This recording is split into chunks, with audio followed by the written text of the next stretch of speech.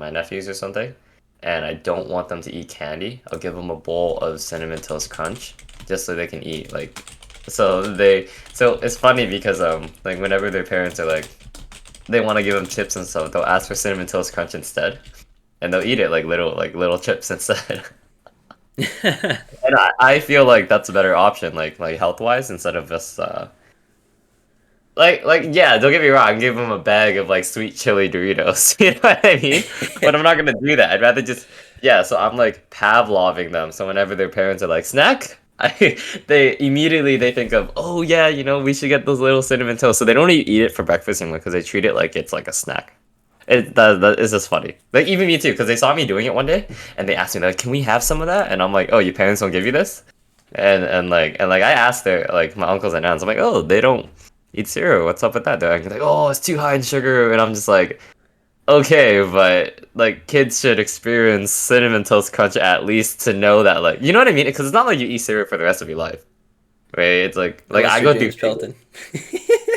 yeah, unless yeah, no, like I guess there's a point in your life where you like kind of transition out of it and anything becomes a breakfast food. You know what I mean? Yeah, It can, definitely. yeah, yeah, it can be like rice, it can be like leftover pizza, it can be anything, right? And so like I mean I guess there are people that eat cereal like every day for breakfast. Yeah, I get a little bit of flack from our staff team because I always have my eggs every single day in the morning, just plain eggs with salt and pepper, and You that's it. so see you're like a mix already because you said tell me you love cinnamon toast and you're kind of like my girlfriend who she needs eggs so she's from England and she needs eggs every day. I'm talking like any type of egg, scrambled, a boiled egg, eggs with bacon, eggs with something, eggs with something. Yeah, let's see her come by. Hey, yeah, you can come in. Yes, well, fine. She says, she says, but Yeah, yeah, it's just funny because she fucking loves eggs and she needs eggs I just was eating my eggs 5 minutes or 10 minutes ago before we started, and that was what I did. Hey, what's up? a day. 2 eggs a day, she said. 2 eggs?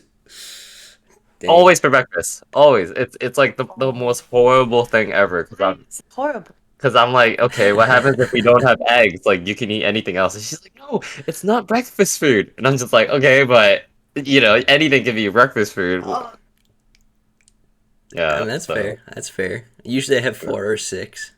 I eat a little bit too many eggs at one time. I love eggs, but not 4 or 6 eggs. And, like, for me, like, I always love them scrambled, but it's not one of my favorite breakfast foods for sure.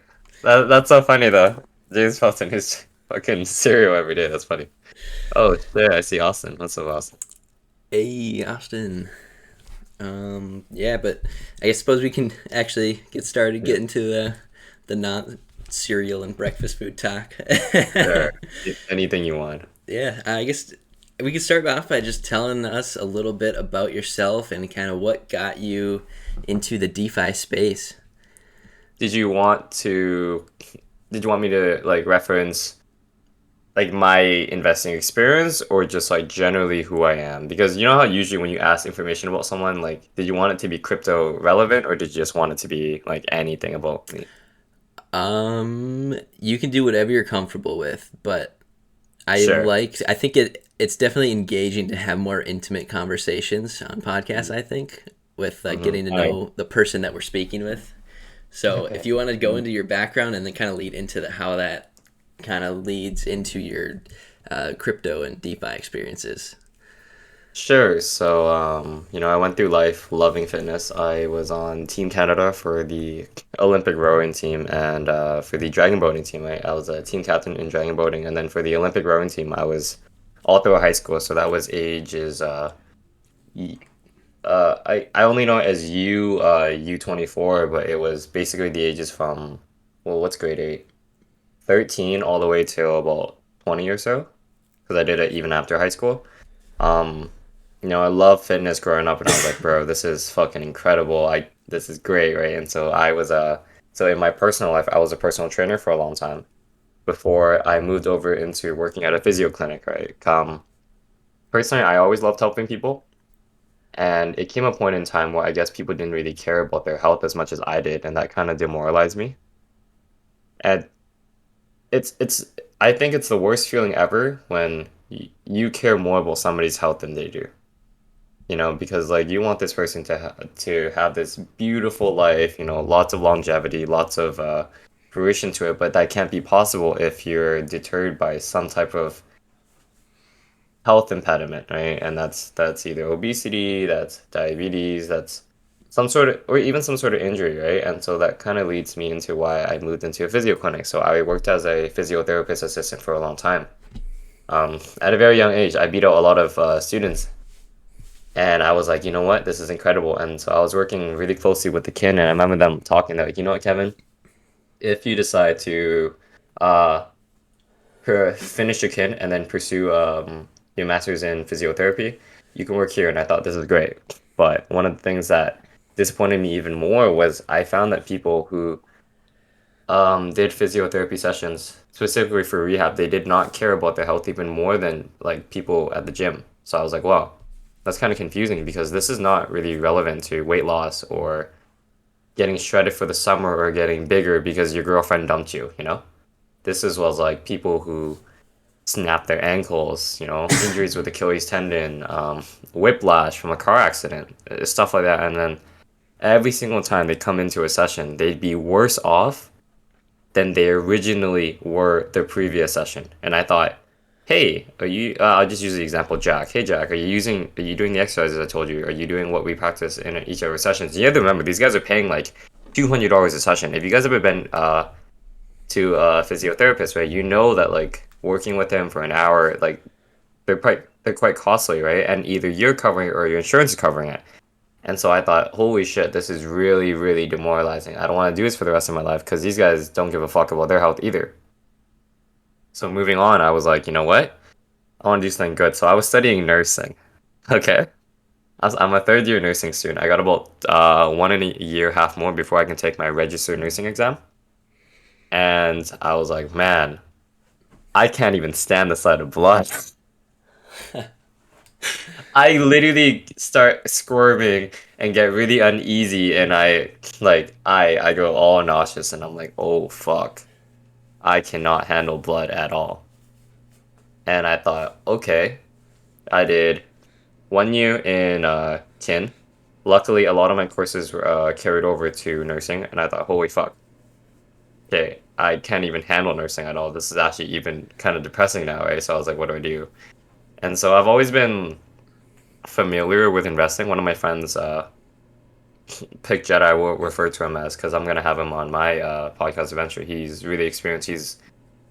He was one of those people who you wish you were because when he was investing, so in case a little bit of detail, but I'm 22. So back in 2016, right? We were 16. He was already investing into a Bitcoin. And if you know how the market worked back then, Bitcoin was maybe like fucking undervalued as hell. You know, I think it was around like 8,000 or so, and so that's when he got in. And so like throughout my whole life, like I've known this guy, and I've been listening to him all this time talk about it, and I was like, you know what? This is kind of sick. I kind of want to get into this because this is something I actually really like. Moving on, what is it? I think it's like 2017 now. Starting to invest. Didn't really. It's more like dipping your toes in. You know, it wasn't really like, oh yeah, you know, I'm fucking going all in now. This is fucking dope as hell.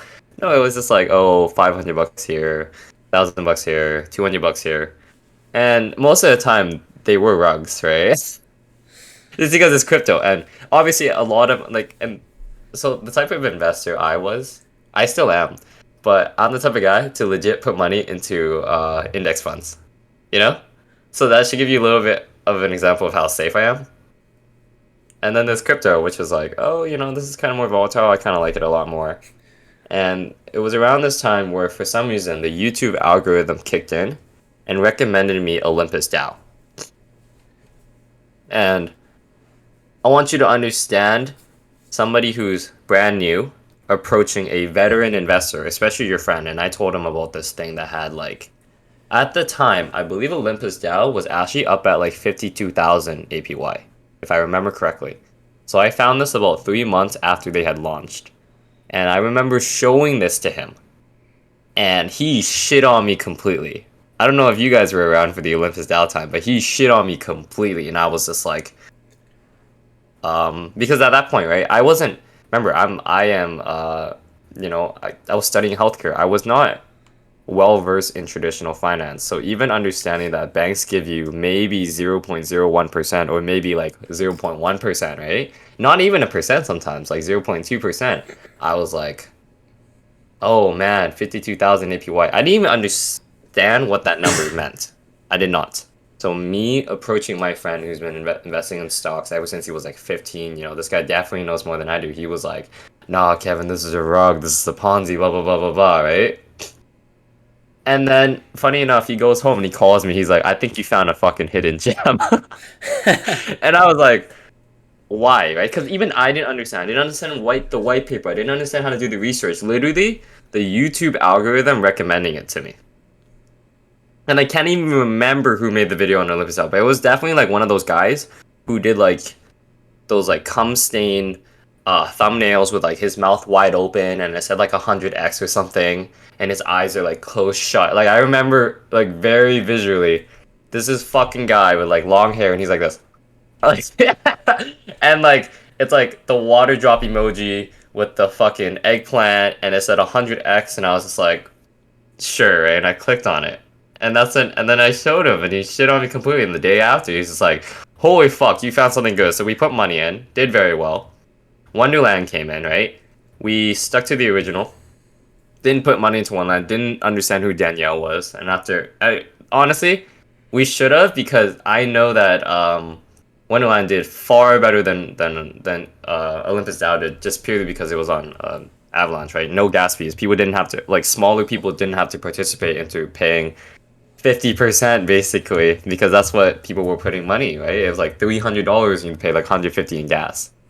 And so moving on, I was like, okay, I'm starting to understand this a lot, right? And it was around the time. So I didn't do exactly what you guys did. I didn't create like a server, like an information hub, like what Cardinal House was, right? But one of my friends I met, his name's Logic. He created the server where it was a private group chat, and it was called Crypto Mafia. And if you understand who like PayPal Mafia was, right? These are people like Elon Musk, like Mark Zuckerberg. These are guys who were. If you guys don't already know, go Google what PayPal Mafia was, and that's kind of where the name of Crypto Mafia came in as inspiration. And so all these people were coming in. I was meeting all these people. I was like, holy shit! Some of these guys are very smart. Like they are so experienced, and they were teaching me so much about not only just how to invest properly, different chains, like I know everything I'm saying right now. Everyone's like, "Oh yeah, this is pretty basic stuff," but like it wasn't, right? Like if you really think about where we were education wise 2 years ago in crypto, it's really been accelerated. Like in 6 months, you can literally go from talking like a child to sounding like a dickhead. If you were to talk about crypto in real life and use all the terminology that we use now as vernacular, people would be like, "Oh man, these guys are pricks," you know? Like, tell me I'm wrong, right? Like, would you do this? Like even without like JoJo, you talk to your real life people. Tell me how many people understand you before they get bored or they think you're a prick. I try to explain it to them like they're 6 years old, and then they still get confused. Exactly my point. I don't even try because one is condescending. Two, I have to go so far back and then I start going on tangents. I just start going on tangents because there's so Yep. much information I want to tell them, but I know they can't absorb it because it took me a long time to absorb it, right? And so I was like, huh, all these people, and then next thing you know, a bunch of more investments are coming in. And so one of my like, so I actually knew Sim from a long time ago. So Sim from Syria a long time ago, right? And this was when he made Metaverse Pro. Maybe some of you don't remember, but it was like one of the largest.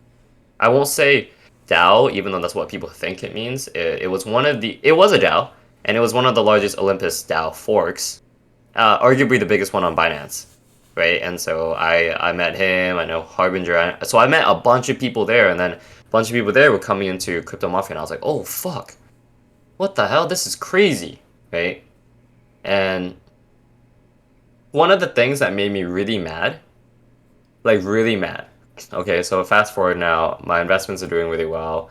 I'm riding the Olympus Dow forks. Fucking incredible, right? I'm having a lot of fun with it. Even I knew that locking in was a stupid move. Obviously, it's all in hindsight, but I thought, okay, this is kind of funny because everybody's like locking in, but if you understand it properly, you make more money just trading it. And Olympus Dow, I don't think there was a single one that was taxed, right? Because the mechanic. Oh, so here's a funny story. The mechanic to Olympus Dow was to stake in while the others were like having fun, right? And I remember introducing a tax. Like I remember this. Like fuck, I wish the Metaverse Pro chat logs were still alive, but I remember vividly putting up a proposal saying, "Hey, I believe a tax token because their contracts were not immutable. They could still actually upgrade it." So I thought, 4-page proposal. I told my friend about this. He went in to support me too. I said a tax token would create a barrier that would decentivize trading the token and in turn like reduce price volatility. I got fucking shit on. I'm talking like I'm talking 10,000 people crapping on me. Like, oh, and the key argument was, "Oh, you're fucking retarded. If I wanted a tax token, I'd put money back into my bank account. This ain't the government." I remember this vividly. And I was like, I was crucified. Like, I'm talking, they like grabbed my neck and wrung me out. And then I found something called Titano, right? Because so one of the ways that I find a lot of tokens is I actually go on the GitHub, right? And so like because this was around the same time where I was starting to understand a lot more Solidity, and I was like, huh, this is kind of cool. Like I wasn't well versed in it. Like I can't write my own code, right? But I could definitely understand it. So I was like, oh, shit, this is kind of cool, right? And I found something called Titano. I didn't put money into it because I was just like, this is exactly what I wanted. It's literally the Olympus DAO, but a tax token. And I thought, oh, it doesn't even interact with your wallet. So yeah, it doesn't even interact with it because you don't have to connect to the site. You just hold it. I was like, oh, this is fucking cool. Here's where I got mad. I told my friend about this, and he's like, okay, we should just wait. And I'm like, sure, right? Because he's like, this is brand new, it's non-tested, and we don't know how it's gonna perform. It went all the way up to 8 cents. We didn't participate. Went all the way back down to 1 cent, and he gave me that hindsight bias. I told you so thing, right? Around the same time, Titano tanked all the way to 1 cent. I remember all the Olympus DAO forks. Now a bunch of rugs were coming, right? This is where KYC wasn't as important, but smart contract audits were. And I was like, oh fuck, this is killer, man. This is exactly what I wanted, but we were just waiting. There was a day where I think there were like 8 rugs. This was like maybe people remember this, but the Snow Bear rug, right, with their fucking gamified system of like, oh, at any point we're gonna rug, but we told you so. And people were hunting for them. And then there was like Parrot Down. There was a bunch of other shit that just rugged, right? All Olympus Down Force because everybody knew they were just having a bunch of fun, just rugging everyone. And my friend and I, we pulled out all our money, right? We did like I think like 50x from our investments total. We pulled everything together, it was like 50x, and we were like, huh, we should put it into like a yield farm. And I thought, no, I think we should put it into Titano. Look at this. They've been a month straight just holding at like 2 cents. This is really cool. The day before, we didn't do that. You know what we did? We went to go eat dinner. Literally the day after, Jesse posted a video on it. I didn't even know who the fuck Jesse Echo was. And then the thing did like a 5x. And you know what was worse? So my friend put money in at 10 cents and he was like, Kevin, trust me. You need to keep going. I did not know it would ride up to 20 cents. That was probably one of the stupidest things I've ever done in my entire life. I literally said to my friend on my couch, on my fucking couch, I said, yo, we should put, like a good portion of this money into Titano. It's exactly what we proposed before. We should definitely do this. Right? We didn't do that. We fucking went out to dinner. The day after, a bunch of people started making money in Titano, and Titano literally did like a 10x on the spot. And I was just like, no man, oh fuck. And I kept saying, oh, there's gonna be a dip, there's gonna be a dip. It rode all the way to 20 cents, there was no dip. Even when it did dip down to like 17 cents, I was like, okay, here we go, it's gonna dip further. It did not dip, and that was probably one of the stupidest things I've ever done. It made me laugh a lot. So I'm like, you know what? Fuck this, yo. I know how big Titano's gonna get. I went back to GitHub. Started looking through the Titano forks code, right? Understood it. Went through to find a bunch of forks, and then I find something called High Point. I'm like, oh fuck. And this kind of leads me to how I met Joey and met Cam and started like working on a developer team because I was like, yo, this is kind of sick. Like literally, I remember looking at this and I'm like, okay, nobody has made a fork of Titano yet. I'm seeing four right here, right? I saw the one. I saw Uranos on Phantom. Like I saw the GitHub for it. I saw High Point, which was an Avalanche. I saw the GitHub for that. I saw two other ones on Binance, right? So I rode the wave for Titano pretty well too, because I knew, and I was like, okay, I'm starting to understand like how DeFi works. If you know where, you don't need to go to YouTube where some shithead is shilling you, you know, because he got paid $10,000 from a protocol to make a really scummy video. I was like, you know what, just go to GitHub. And so like that's what I've been doing ever since for 2 years. In case you guys ever wanna find protocols really early, like I'm talking like really fucking early, go to GitHub. You'll understand it easily. Um, I met my coworkers, knew how the smart contract works. So whenever people would come into our server and like basically try to do a mini AMA because Titano's concept was still new to people, they were like, okay, I kind of want to see it. And like, because I understood it, I was like preaching it like left and right. So AMA, so people were like, oh, this guy's really knowledgeable. Oh, these guys really know what they're doing. And High Point did very well until it didn't, right? Just until it didn't. And now we're at Omni, right? And so I remember taking a long hiatus from crypto because I was like, man, being an investor, it's like there's so much more risk being an investor versus being on a developer team. If you make your own and you make a quality project, yeah, it's gonna do very well. And the only risk is time, right? If you're putting in 4 or 5 months to really build something that you care about and it flops, yeah, you're gonna be a little bit disappointed because you'll be like, oh man, well, what could I have done with 5 months? But technically, it didn't cost you anything. And this is where the argument of people saying, oh yeah, you know, like how much does your time like mean to you? So moved on from that. Realized Rebase was ass cheeks. I would literally know I did it. I understood it. Literally wrote like part of the code without a developer, like no. And so I was like, okay, we need to build something better, and that's where Omni comes in. And ever since then, I've been having so much fun. Like it's one of the best feelings ever to not be a fork. Because I remember that was like the main argument. No matter what we built, you can't actually build off Rebase. And I remember everyone saying, oh yeah, you know, it doesn't matter, you're a fork. And that kind of like always irked me because you can always develop something new, right? And I think the whole point of DeFi is to always move towards something better. If you can't do it, somebody else would do it better than you. So like now we're starting to see like literally it's literally called Generation 3 Rebase, right? And these guys have come up with like crazy anti-dump measures, crazy ways to incentivize buying and like really great tokenomics. And it's gonna keep going. There's gonna be a Generation 4 and a Generation 5 and like that's what I believe crypto was, and I like the way like DeFi is moving because it used to go from like, oh, you're a fork, that's all you are, blah blah blah, and people just fork it. But now people are starting to improve on the contracts, and that's kind of where Omni comes in.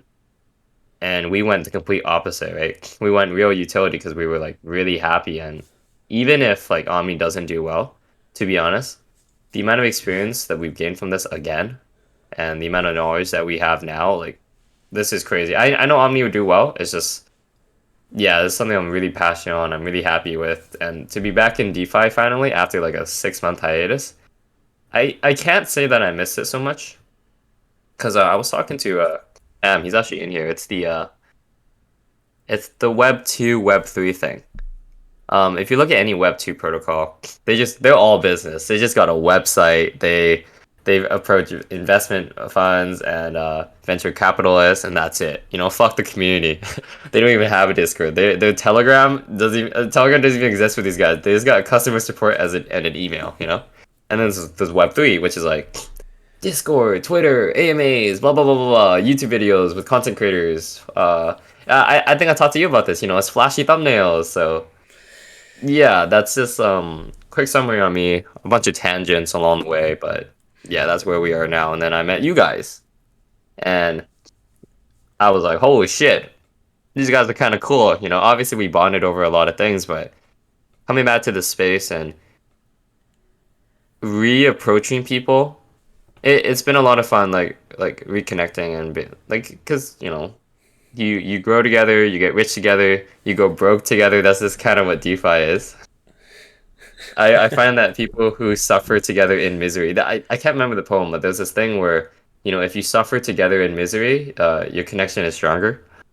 And then I met you guys, and we didn't have to be like, oh yeah, remember when we got rugged together? No, I just met you guys, and I thought, Cardinal House is fucking dope. What you guys are doing, super revolutionary.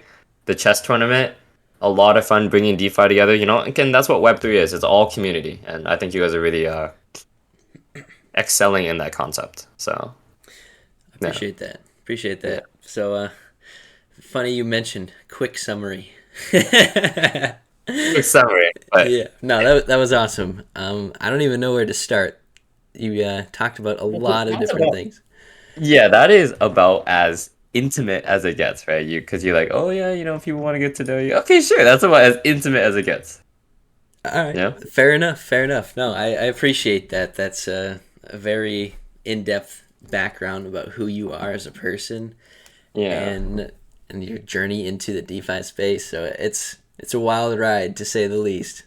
It's a Oh good yeah, time. yeah. It's been a lot of fun for sure. Yeah. So, what does a day in the life of Kevin Vu look like? Uh, okay. So with or without university? Whatever Because you it's want very with you. different. The average day. I don't know. Sure. So okay, I'll just describe both days. So I wake up. I work out at 6 a.m. Sometimes 5:30. After that I go swimming at 8:30.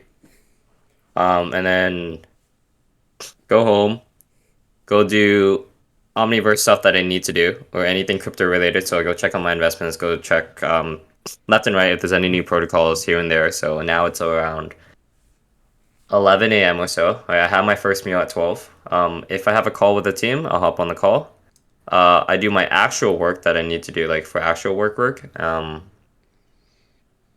Closer to so I'm in a lucky position. I picked up a job just to build cash all throughout the recession, but I was literally not working.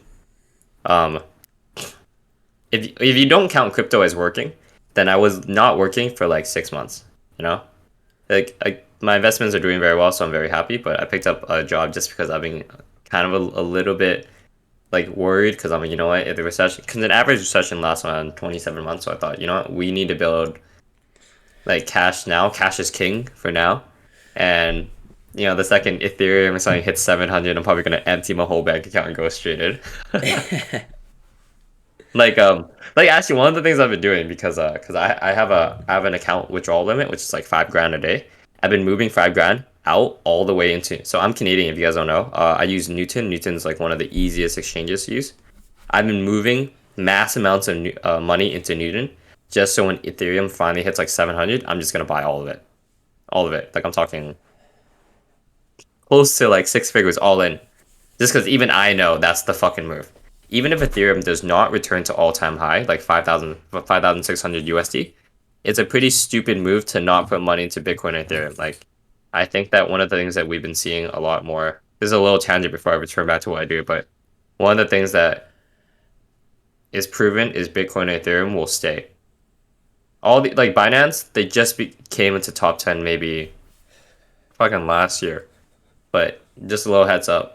Bitcoin and Ethereum not going anywhere, right? Because if you understand how crypto works, all the liquidity pools are linked, right? It all traces back to each other. So when Bitcoin loses money, that's why the other chains get hit too, alongside everybody getting scared and pulling out their investments. But that's another story. Um, do all that. So now it's maybe what is it, 4 p.m. now? I have a little Pomeranian. Let's see if I can show you guys. Adorable dog. Let's see if you guys see. Yeah, I got a little Nice. cute Pomeranian who will start barking at me and getting all mad because I'm not paying attention to her. So around this time, I will pick her up and I will hold her for like an hour straight while she does a bunch of things with me. Like literally, I'm like this. I will literally pick her up and hold her here, right? And go either this is time where I text back all my friends because I've literally been AWOL all the way from like 6 a.m. to 8 to 4. Around 5 o'clock I'll start cooking dinner. I'll eat. This is when, and then 6:30 passes, finish eating, go on my walk with Peachy, and around 6:30 and onwards, if my girlfriend isn't over, or if I'm not driving to her, or I'm not with friends, I'm on crypto scouting for projects to put money into. Literally from 6 all the way to like 9 p.m. And then 9 p.m. To 10 is where I go on my run, and then I go to sleep, and then I rinse and repeat. Gotcha. No, that sounds very structured. I think that. Yeah, it helps a lot that I'm allergic to alcohol, so I don't drink at all. Uh, like I'm talking like neck will swell up, go to hospital. Jeepers. Yeah, yeah, most people when they say they're allergic to alcohol, they get like hives or they get like Asian glow, the big red face, the tomato, but I'm legitimately like, and then I don't do weed. I grew up in like a super conservative household, so my parents were always like, "Oh, if you do weed, you're a gangster." And it was not, it was like straight up like, "Oh, Kevin, are you dealing drugs all of a sudden?" And if any of you like ever grew up with like, I'm talking like traditional household, like third generation type shit, your parents are like life and death with everything. So mead with any drugs ever, even though weed's legalized here in Canada, they'll be like, "No, no, Kevin, no, please. You're gonna turn into a drug addict and then you won't stop and then you'll ask us for money." And I'm like, "Mom, that's not how it works." um, It's amazing how the generations have changed so fast. Like the yeah, ideologies that our parents had, even just 20 years ago versus now, or even yeah. 10 years ago, like it's amazing how quickly things can change. No, like here's an example. So I was doing a project for one of my statistic courses, okay? Um, it's funny because drug usage was actually higher back in like the 70s and 80s and 90s. Not only that, but youths were having sex at a higher percentage, and they were younger. So I'm talking 14-year-olds would be banging. But you see 14-year-olds having sex now, and you're like, that's so taboo. You know what I mean? Even I'm like, the fuck? Yeah, you know what I mean? But and it's true. And this is statistics, not factoring COVID, right? Not factoring the fact that we've been locked down for 2 years in a lot of different countries, and a lot of different countries are like approaching COVID restrictions, like differently. But even before, so from like 2017 all the way to like 2000s, like we're having sex at a lower frequency at older ages. So not we're not having even sex younger, and we're not using drugs as much. So it's kind of like it's just funny because it's so taboo because they went through it and they did it. Like just an example, my mom got pregnant with my eldest brother at 18. Yeah. So my mom's very young. And yeah, she had her first kid at 18. Just remember that. Just fucking think about that. So I can see why she tells you not to do this and this and this and that. So it's just funny. It's just funny. That's all. Yeah, no, it like I said, interesting how quickly things can change from generation to generation. But Uh, yeah. yeah, like growing up, I know we never ever ate fast food. Like it was if you ate this, you were gonna die. It's like poison. Oh, And now it's yeah, like I'll have fast food maybe like once or twice a month or so. Like I try to, obviously watch my health, try to eat good things cuz you are what you eat. And agreed. I there's a definitely cheat agree day on every that. once in a while though. She did as well. Yeah. So, yeah, my only problem with cheat days is like I have no self-control. So if I don't have a very structured life, very structured schedule, this goes for like all aspects of my life. I've learned this at a very young age. I have little self-control, literally. So if I don't structure everything in my life, then I don't get anything done. I'm like the most unproductive guy unless I have a structure. It's quite literally like kind of OCD, kind of messed up, but No, I think a lot of people are like that, but that leads me to another topic. Like that's differences between individual people is crazy. Like mhm. me, I'm the most almost unstructured person. Like I wake up whenever I wake up. Like I don't even set an alarm half the time, and Oh my I G. I okay. don't have set meal times. I don't have set times where I work out. I just kind of look at my day the night before, write out what I have to Uh, do, and yeah. then as the day goes on, I just check the boxes, and then whatever time I have left over, I'm usually spending playing video games with Cyril from Apparently. So funny. No, I play video games too. I play Halo mainly. Gee, yo, let's see if I can find one of my clips. Yo, give me a. Are you gonna show us the sick aim?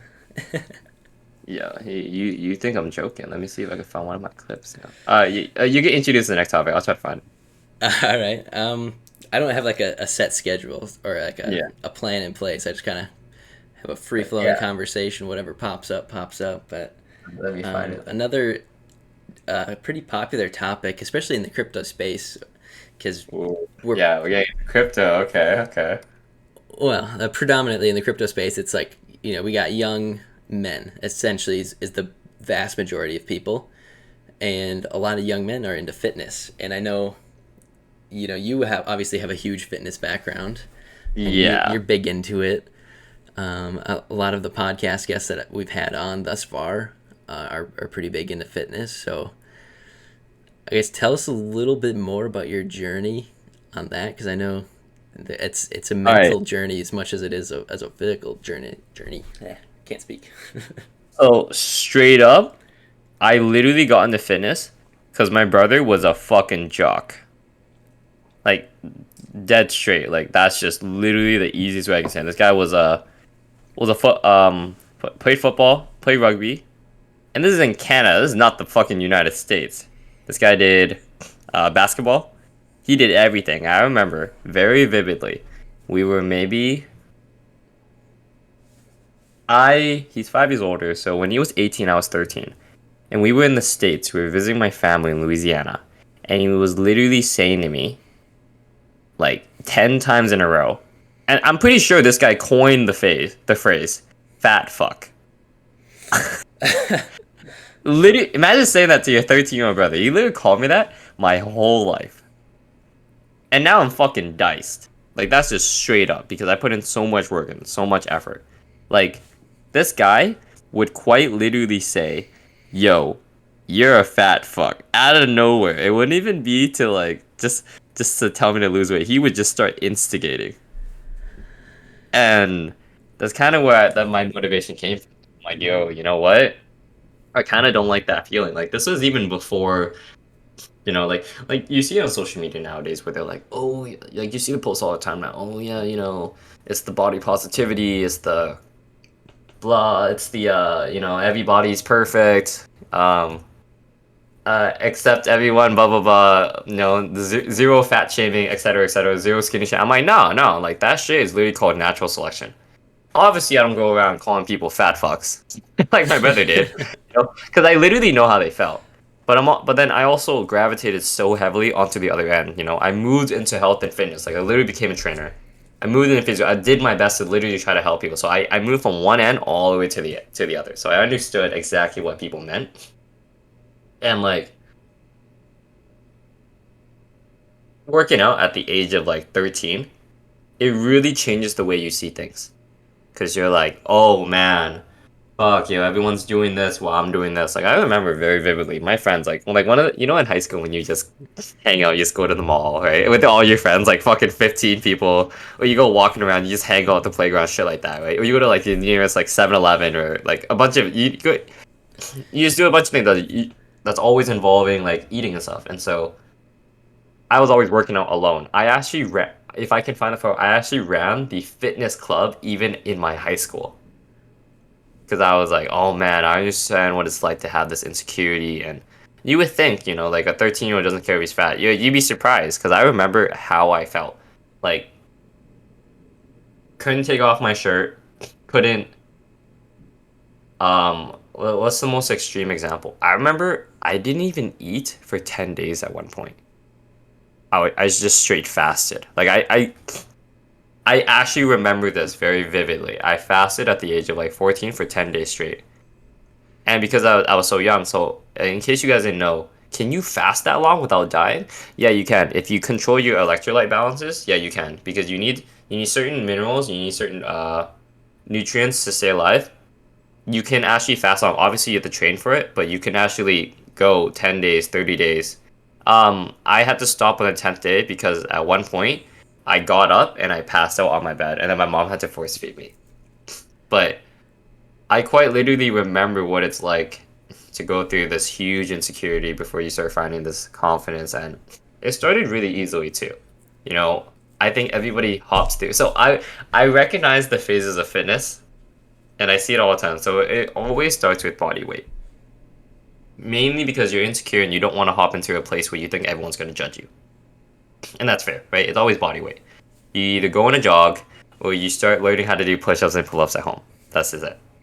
Afterwards, once you finally hit the gym, you head in there and you're like, oh, nobody cares about me. Because you look around and you're like, oh, everyone looks average as fuck. And maybe there's like 4 or 5 guys that look amazing. And there's like that, like, super hot mom. And then there's like 3 girls that look really cute. That's literally like the entire gym demographic. 97% of people I'd say there, that's not a true statistic, but I'd say 97% literally look so average. They look the same. And they're there for different reasons. And you're like, oh, okay, so I'd feel better. And then you go through a powerlifting phase. So a little bit about myself. I was supposed to compete before COVID. I only know my division, but I 59 kg, which is, let me do the conversion real quick, right? I, So like 135. yeah, 135. My deadlift, okay, I'll just stick to pounds then. My deadlift max is 450 sumo. My low bar squat is 385, and my bench is a 225 for one. So I would argue my squat and my deadlift is the most insane. My bench is decent. Like I feel like I could have been at like 250 or so, but those are like my numbers. And so you go through a huge powerlifting phase, and you're like, oh man, I'm so strong, and you love it when people look at you, and you love the way it makes you feel, and you eat a fucking bunch, right? You go fucking nuts in the gym all the time until I had to stop because I woke up one day and my back was like I'm pretty sure one of my fucking cerebral disc was like touching each other, and I was literally crying. My mom rushed me to the hospital. Like I'm talking like I was 19, I was fucking crying, and had to stop powerlifting because I got shit scared. And then I moved into Olympic weightlifting, and that was a lot of fun. Hit a 225 clean and jerk, and then my snatch was 165. So snatches could have been stronger. It's just I have really poor stability in my left shoulder. And then I moved into bodybuilding. And this is where I kind of hit this point where I was like, man, I like it more when people ask me how much I lift because they want to know how much I lift.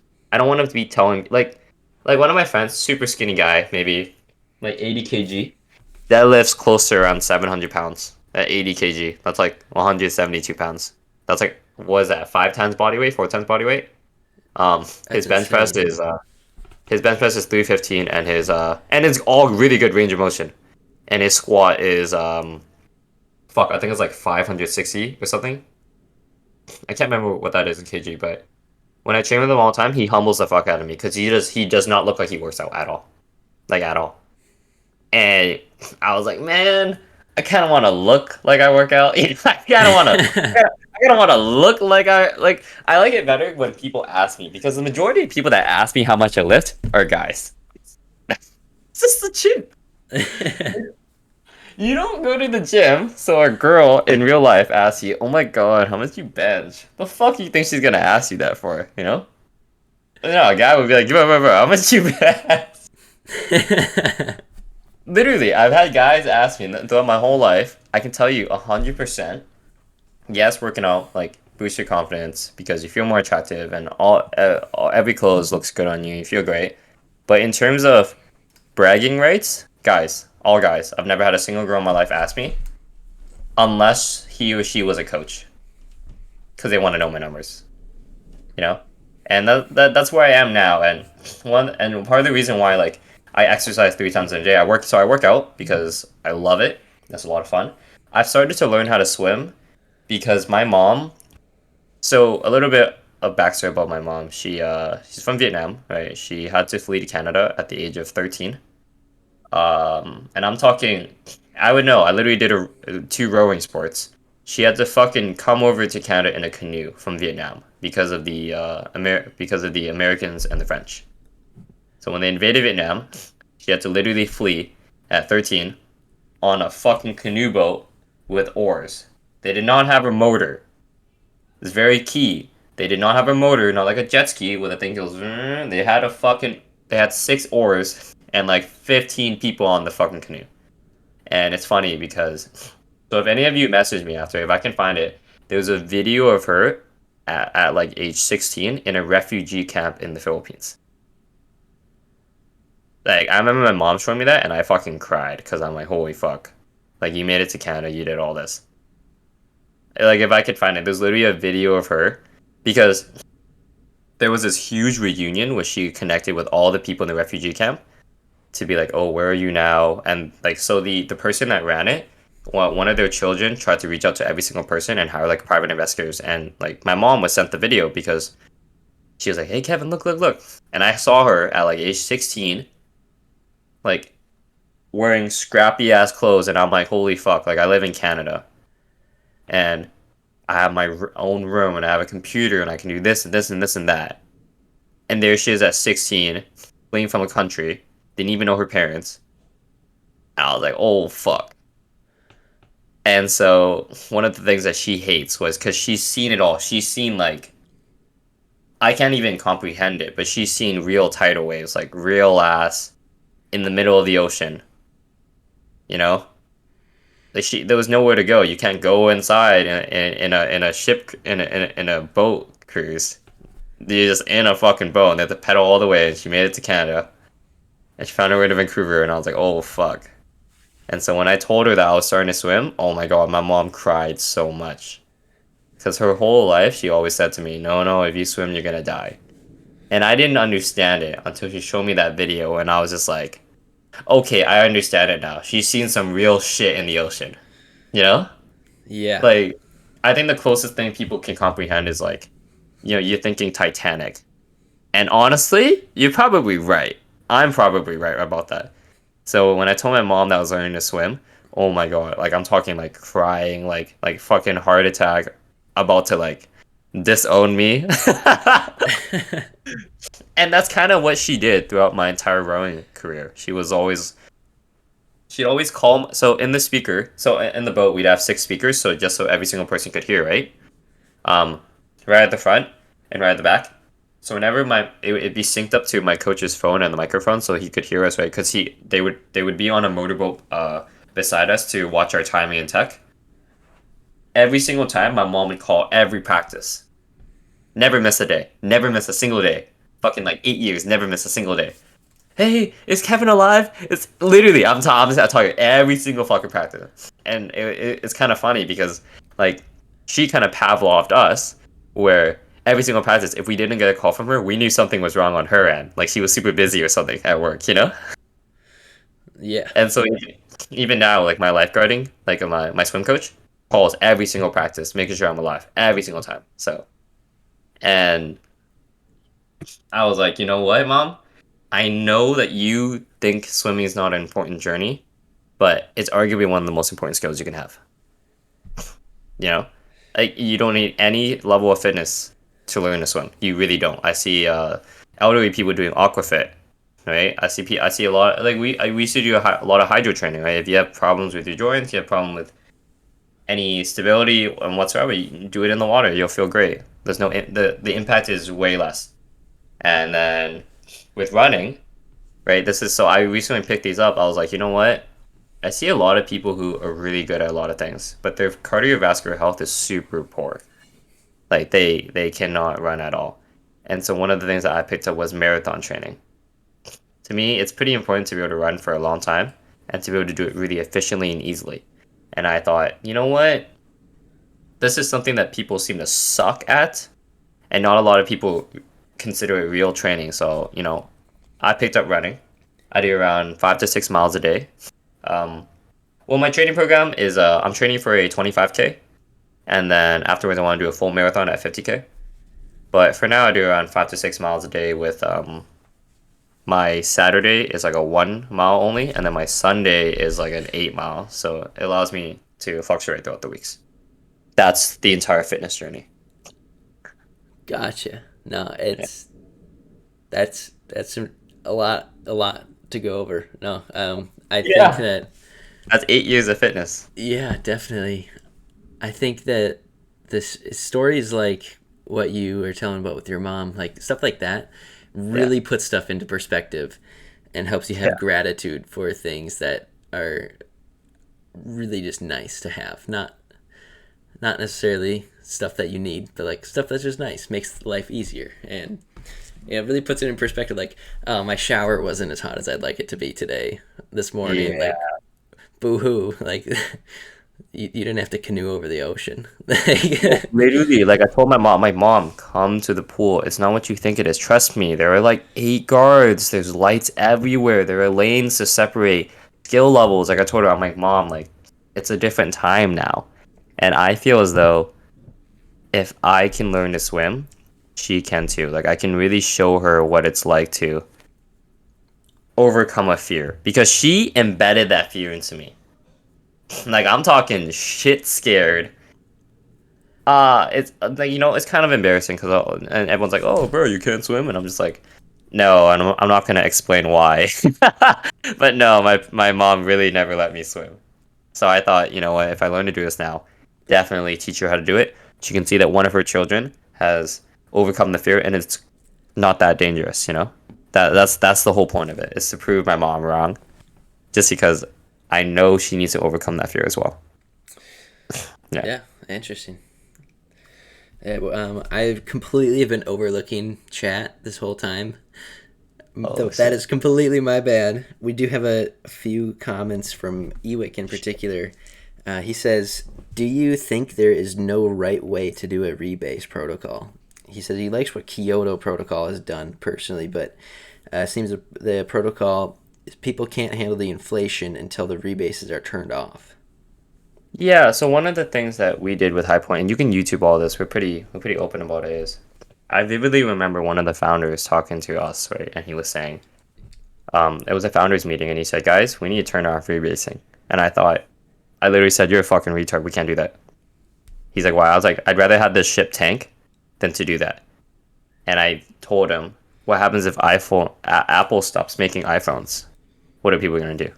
They're gonna go to Samsung. That's just it. That's just the truth, right? What happens if fucking Logitech stops making computer? They go to Razer. That's just the truth."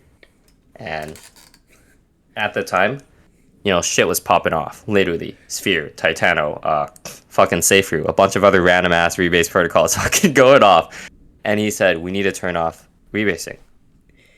And I said, "We can't. It's the whole model. Whatever is written in your white paper is fucking law." A lot of people don't know this, but whatever is written in the white paper is actually considered law. So that's the shit you're selling to your customers. Imagine if one day your customers go in and they see that you changed everything. They're gonna be pretty fucking pissed because they put their money into you. And I said, okay, we can't do that. And the fact that a lot of protocols now have going deflation, like the other day, I found out Sphere put like a 75% tax, and they went deflationary. And I thought, well, imagine gaining a 75% profit on your investment, and then finding out there's going to be a 75% tax. You literally started with zero. A lot of protocols are doing it right now, which is why I said, there's generation 3, generation 4, generation 5. It's going to keep going. Rebase eventually will become a legitimately safe investment, but I think one of the biggest problems is the type of yield that they're handing out. If you look into something like what's a good one, Hex protocol made by Richard Hart, and I'm not showing this to you, but if you go look at his percentages, so check on it. I believe it's a set 40% APY. That's something that he can actually sustain, and he's been handing it out, and I believe Hex had its like his highest hit like I think like 35 million market cap or a billion or something like that. It's either million or billion, but it was like 35 million or billion, and they can actually sustain a 40% APY. So I think there just needs to be a balance of what you can pay out and what you can, right? Because the way rebase works is it works on taxes. You're telling everybody to hold, and yet, why does the money come from taxes? You can go do it right now. I say this all the time. Go fork a rebase protocol. Go hold the token for a year. Come back in a year. Tell me how much money you made. Zero. Why? Because you're the only one holding the token. Doesn't matter. You have a million Kevin tokens. There's no money from it because it's not being traded. So it's actually an inverse. You're telling everyone to hold the token, and yet you need it traded for money in the liquidity pool in the treasury, and the liquidity sustain and the RFE. So that's why I think rebase doesn't work. Because the model that you told everyone, like imagine if a white paper came out and said that, hey, we need you to hold, but realistically, we need you to ask CJ. I'm not going to put that in a white paper because I already had a rebase protocol and it tanked because we saw everything wrong with it and we just couldn't sustain it. Right? And that's why I think rebase doesn't work. So, yeah. No, that makes sense. Yeah. Yeah, I think at the end of the day, at least what I look at is there revenue coming in to support the protocol, or is there not? And at the end of the day, when you're paid out, 100,000% APY, it just, I don't think you have a 100,000% APY worth of revenue to pay out. Here's my analogy. You're telling someone that they need to lose weight, right? And then they go and you tell them, oh, okay, but don't eat fast food. And what do? Imagine your personal trainer is just eating fast food. But there's a balance. He's eating less than his caloric intake. And that's what Richard Hart did. He found the perfect number that he can actually continue paying out, which is 40% APY. These protocols haven't found that number. And that's just the truth to it. If the developer team knows something that the investors don't, it does not work. That's just how it works. It just does not work. If the developer team knows something. So, yeah. That's why I think rebase doesn't work. I would know. I literally ran one. Yeah, definitely. Yeah. No, I'm right there with you. Let's see. He also asks, what's your process for looking into projects? I think now so this goes back to what I touched on earlier. There was a point in time where there's four main ones that everyone knows, right? And there's multi-sig, there's KYC, there's audit, and there's public doxing. Each one is valued differently because if you talk to every single other person, everyone's going to give you a different answer.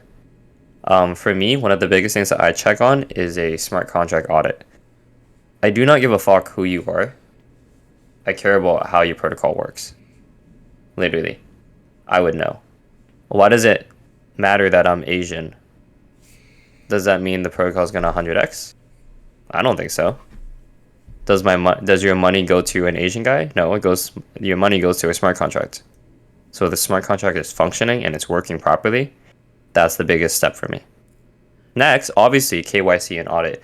There is KYC and public docs. There's accountability, right? That's a key thing that people say. People don't know how to summarize it, but you're looking for accountability. If somebody was to steal the money, who's accountable? Here's the problem though. How KYCs work is they work through a middleman. So the middleman is often them, where the true KYC companies are either Comply Advantage or Verif. So you can Google this, Comply Advantage or Verif. So Obsidian Council uses Comply Advantage or Verif. RugDoc uses Comply Advantage or Verif. So Solidity Finance. I can keep going. Cash Cats, fuck it, They all use an official KYC because how it's supposed to work is a KYC company cannot release your identity to the public. That's called doxing. It's funny enough, if I did a private KYC and I rugged like a protocol, like straight up, and a protocol released my identity, if I find out they're an actual LLC and they're registered somewhere, I'm gonna sue the fuck out of them and make more money. That's how DeFi works. That's why I don't think KYC is important. Public docs, however, it's like a familiar face. You see someone, you're like, oh shit, it's that Asian guy. And you feel more comfortable because you know that he does not give a fuck about people knowing who he is. And then the multi-sig. Multi-sig, I don't believe multi-sig is that important because it's fucking ass cheeks. I would know, I used it. It bricks. So the phrase here is, I want something that's consistently good versus occasionally great. And that's what multi-sig or Gnosis is. It bricks most of the time, meaning your wallet will get stuck. And if there's money in there, it just sits there until the wallet unbricks. And there's a lot of money sitting in there, right? There's a lot of money sitting in there. And you can't do anything. You can't do a single transaction because your wallet has bricked on Gnosis. So that's why I think multi-sig doesn't matter. I'd rather have one guy control the wallet who's trustworthy than have 6 different people. I have to call 6 different people to go approve a transaction or decline one, assuming the blockchain that we're working on isn't congested either. So, biggest thing for me is a smart contract audit. Doesn't matter who you are. Yeah. Yeah, that makes sense. I mean, there's everybody has their own take on, Yeah. audits, KYCs, multi-sig, whatever security measure it may be, but there's definitely ways to improve upon the current system. I Yeah. think I think we all can agree on that. Definitely agree. And I would, But yeah, and like it's great that I know all the backends of it because people ask me, I'll just straight up tell you. I'll fucking tell you loopholes to all of them. yeah, I'm not no. gonna do it here. I'm not gonna do it here. And Yeah, you message me privately, I'll tell you the loopholes are on all four. yeah, it's not a perfect system for sure, and Yeah. it's not by far, like way far away from a perfect system. But as far as audits go, like 100%, that is Yes, the the most audit. important. Like that tells you the You, most information on, is this thing secure, or is this like obviously a back door, or is there a glitch in the smart contract? that's If yeah. it doesn't have an audit, um, well, see, that's the other thing though. Like audits are so expensive, and not everybody There, can afford them, or afford a really good one too. And luckily, there are a lot of audits now that I noticed that like take credit. Like credit. But granted, here's the thing. They only take credit if you have another one of the security features, which is usually KYC or audit, right? That's the yep, only time they take like credit. They'll be like, yeah, just pay us after launch or pay us in your native token. That's what I noticed. So the only time you're able to pay your credit is if you have a KYC. Yeah. yeah, definitely. Yeah. Let's see, a couple other questions. Cyril says, "Don't listen to Zach. If you are what you eat, he's an ass." You're my type of guy then if you eat ass. You're my type of guy. Oh man, he's a character. That's it. Also, Yeah. Cam Fulton says, or tagged you and said, "Tell him how you dominated women's volleyball." Wow. You feel good about that? If you're here, Cam, and you're listening to this after, you feel fucking good about that, huh? Huh? Tell me how you dominate kids soccer, huh? Oh, you're so good. You're playing against 5-year-olds, huh? That's funny. Lastly, we got Papa Big Mac. He asks, "How has Kev been maintaining his physique during this bear market?" Oh, depression, you know? What are you gonna do? You're gonna stare at charts all day? Nah, just go to the gym, fuck it. Yeah. What are you gonna do? You're just gonna. Oh shit! You know what you're gonna do, right? Just go to the gym, fuck it. Fuck looking at the market right now. Fuck looking at the market for the next 2 years. Actually, it's not as bad as I thought. People say it's a bear market, and I'm still seeing protocols generate like a good 500K, 1 mil here and there. Like it's actually, you know what I mean? I feel like DeFi is like your outlier. People see good shit and they're like, I'm put money in. Fuck it. Like you see Horde, like people are just gonna put money in regardless. Liquid capital, like you see something good, is fuck it. I feel like the bear market doesn't really affect DeFi that much, other than like the main assets of like ETH, like Matic, stuff like that. That honestly is one thing that we disagree on.